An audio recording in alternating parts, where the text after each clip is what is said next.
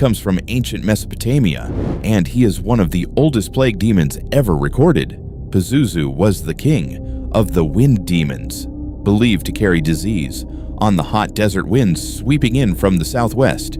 Despite being a demon himself, ancient Assyrians and Babylonians actually wore his image as a protective amulet because they believed only Pazuzu could drive away the other demons of sickness.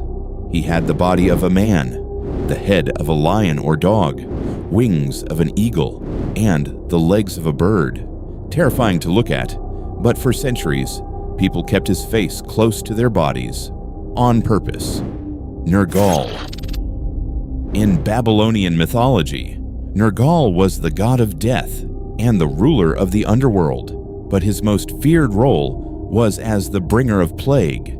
He was associated with the scorching midday sun, the kind of heat that dries up rivers, kills crops, and spreads fever through entire cities. When epidemics swept through ancient Mesopotamia, people believed Nergal had personally unleashed his soldiers of disease upon the land.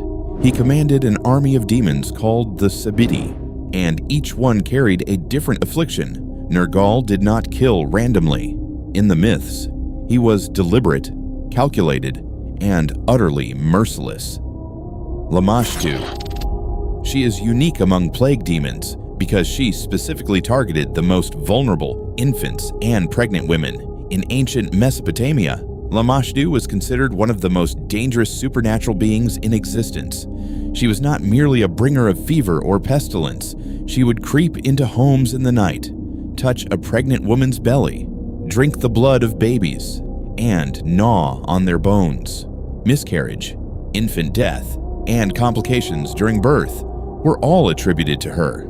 She was depicted as a woman with the head of a lion, the feet of a bird, and a donkey's teeth. Amulets against her were buried under the floors of homes and placed in the walls of rooms where women gave birth. Is Hecate. She is more commonly associated with witchcraft and crossroads, but in her darker, older form, Hecate was deeply connected to plague and pestilence. The ancient Greeks believed she could send disease or madness as a punishment, roaming the roads at night, accompanied by howling dogs and restless spirits. Some scholars argue that her original form, before she was softened over centuries, was far more destructive. A goddess who decided who fell ill and who recovered.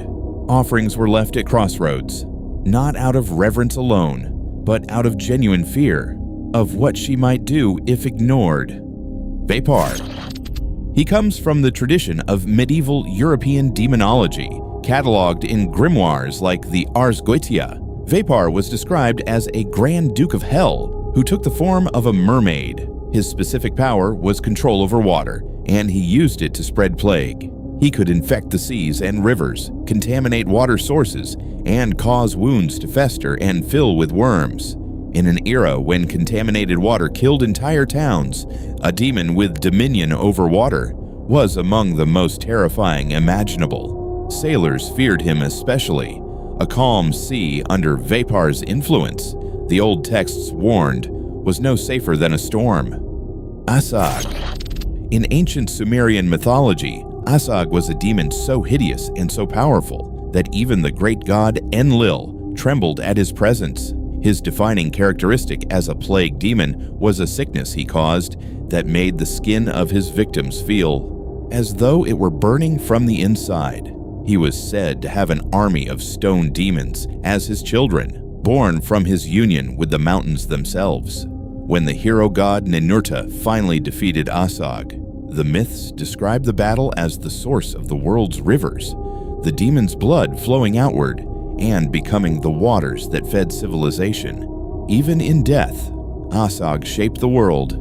Apep. Known also as Apophis, Apep was the ancient Egyptian serpent of chaos who lurked in the underworld and constantly threatened to devour the sun during its nightly journey.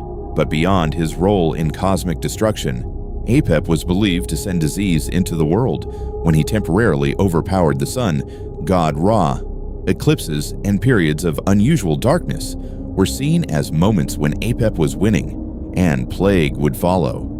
Egyptian priests performed elaborate daily rituals to repel him, including burning his effigy, spitting on it, and reciting long lists of curses. The ritual was not symbolic. They believed, completely, that the world depended on it. Morrigan.